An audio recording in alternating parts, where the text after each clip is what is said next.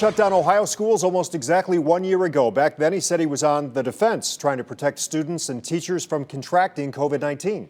But now he has a new game plan. Student athletes will no longer have to quarantine if they're indirectly exposed to COVID-19. News 5's Jesse Schultz breaks down the new guidelines. In any sport, you win some and you lose some.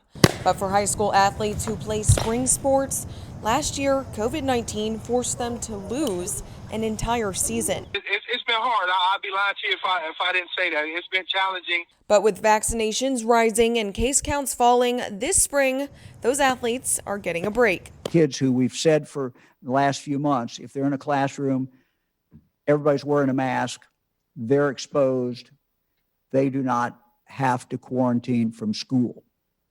But the order was that they would have to quarantine from extracurricular activities. But now, if any student athlete who plays a spring sport is incidentally exposed to COVID-19 in class, but they don't have symptoms and follow sports guidelines, they won't have to quarantine from their team.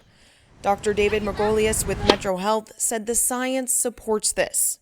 And I think we know so much more about COVID-19 now than we did last spring when everything was shut down. He said if a student is socially distanced and wearing a mask in school, the likelihood of contracting COVID-19 is low. The social isolation that kids have had to suffer through this year has been incredibly traumatic. I think any little bit will help for their mental health, their physical health. Willie McGee, the athletic director for St. Vincent St. Mary, said balancing COVID-19 guidelines for different sports has been trying.